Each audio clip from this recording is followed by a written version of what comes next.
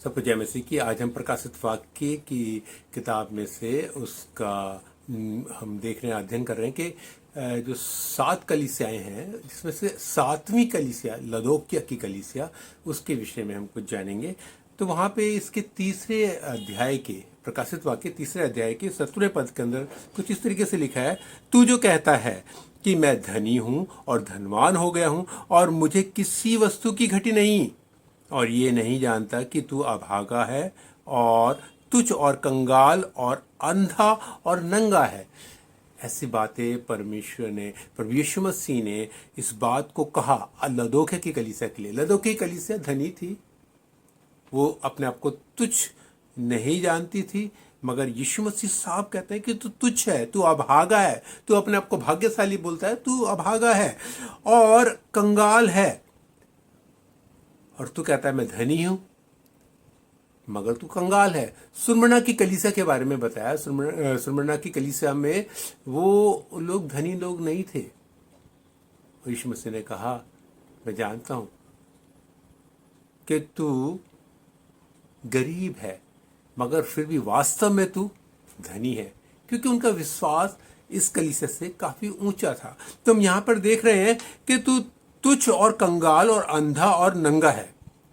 यहां पर एक बात बोली गई है, अंधा अंधा अंधा है। यहां पर लदोकिया शहर के अंदर एक बड़ा हॉस्पिटल था, आंखों का आई हॉस्पिटल था।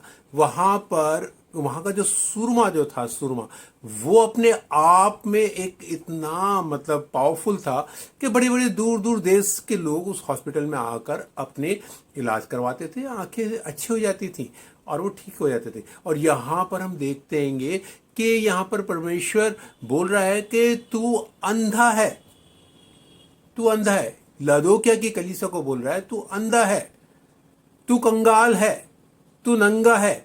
हालांकि हर तरीके से ये कलीसिया संपन्न है। हम एक चीज और भी देखते हैं कि इस कलीसिया में जितने भी लोग जिस विश्वास के साथ चल रहे थे, वो विश्वास उनमें प्रभु यीशु मसीह की नजर में, उसकी दृष्टि में नहीं था कि वो उनको ग्रहण करे। यहां तक कि उनको ये भी नहीं मालूम था कि प्रभु यीशु मसीह उस कलीसिया में ही नहीं है। और जब हम आगे पढ़ते हैं इसके अंदर, तो वहां लिखा है कि वो द्वार पर पड़ा खटखटा रहा है। यीशु मसीह द्वार पर खड़ा हुआ खटखटा रहा है। इसका अर्थ ये है कि यीशु मसीह उस कलीसिया से कहना चाहता है, बताना चाहता है कि जो हालात तेरे हैं, उस हालात से तुझे निकलना कितना आवश्यक है। अगर तू सच में तू दोबारा से आना चाहता है, रिपेंट करना चाहता है, तो तुझे क्या करना होगा? वापस से आने के लिए तुझे सोना मुझसे मोल लेना होगा।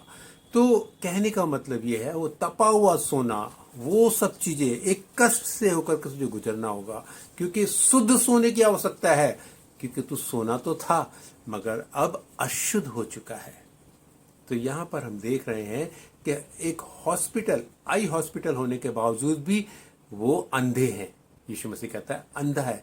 तेरा ये संसारिक जो दृष्टि पाने का जो हॉस्पिटल है, जो यहाँ पे लोग आकर अपनी दृष्टि को पाते हैं, मगर हकीकत में उस दृष्टि से तू अंधा है जो आत्मिक है। आज कलीसियाओं में ये दिक्कतें हैं, ये परेशानी है कि लोग आत्मिक दृष्टि से अंधे हैं। प्रभु कलीसिया में नहीं है, कलीसिया से बाहर है। जब हम इसे पढ़ते हैं तो हमें पता चलता है कि प्रभु यीशु द्वार पे खड़ा खटखटा रहा है। जय मसीह की।